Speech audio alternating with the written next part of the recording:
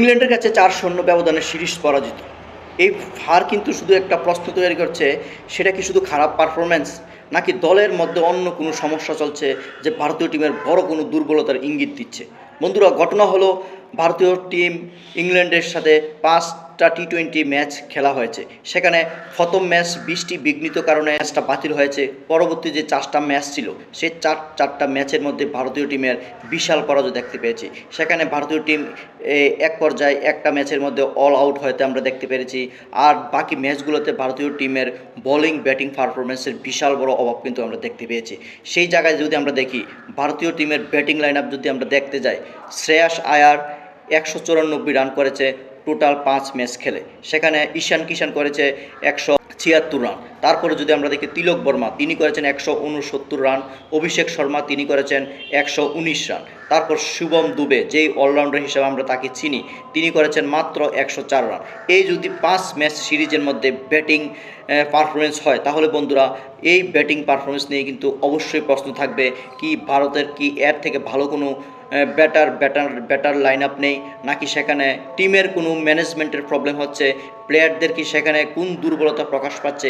এই সমস্ত প্রশ্ন কিন্তু এখন উঠতে শুরু করেছে। তারপরে যদি আমরা দেখি ইংল্যান্ডের ব্যাটিং লাইন আপ, সেখানে হ্যারি ব্রুক তিনি একা করেছে 304 রান।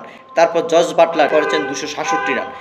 এখানে মজার বিষয় হলো, ভারতীয় টিম যে ম্যাচটা বৃষ্টি বিঘ্নিত ছিল, সেখানেই তারা 190 রান করেছে 7 উইকেটের বিনিময়ে।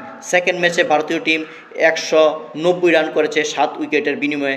থার্ড ম্যাচে ভারত 76 রানে অল উইকেট ডাউন হয়ে যায় 201 রানের জবাব দেওয়ার জন্য ইংল্যান্ডের বিপক্ষে। তারপর চতুর্থ ম্যাচে যদি আমরা দেখি, সেখানে 158 রান করেছে ভারত। পঞ্চম ম্যাচের মধ্যে ইংল্যান্ডের হ্যারি ব্রুক আর জস বাটলার মিলে 257 রানের একটা বিশাল পার্টনারশিপ সেখানে ইংল্যান্ডকে করে দিয়েছে।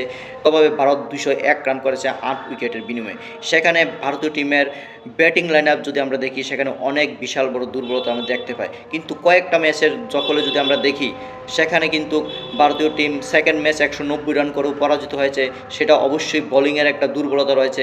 বোলিংয়ে যদি আমরা দেখি, 5 ম্যাচের মধ্যে আর্শদীপ সিং, যিনি ওপেনার বলার নাম্বার 1 বলার ভারতীয় টিমের, সেখানে তিনি করেছেন মাত্র 5টা উইকেট নিতে পেরেছে। রানের হিসাব বন্ধুরা ছেড়েই দিলাম, মাত্র 5 উইকেট নিয়েছে। তারপরে যদি আমরা দেখি, বরুণ নিয়েছে মাত্র 5 উইকেট। সিরাজ 5 ম্যাচ খেলে তিনি মাত্র 2 উইকেট নিয়েছে। শিবম দুবে অলরাউন্ডার, তার সফলতা মাত্র 1 উইকেট।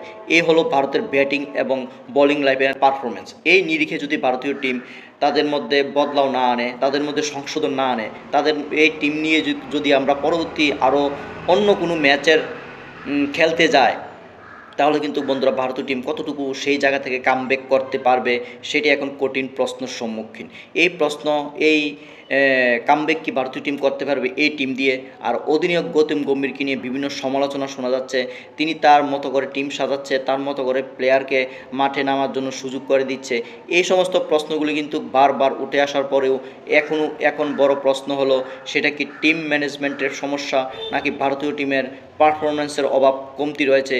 যদি টিম ম্যানেজমেন্টের প্রবলেম হয়, সেখানে সংশোধন আনার প্রয়োজন রয়েছে। যদি এই সংশোধন না করা হয়, এই টিমকে বারবার সুযোগ দেওয়া হয়, তাহলে কিন্তু ভারত টি-20 বিশ্বকাপের মতো আসরে বিশাল বড় লজ্জাজনক হারের সম্মুখীন হতে পারে, এমনটাই অভিমত করছেন বিশ্লেষণ মহল।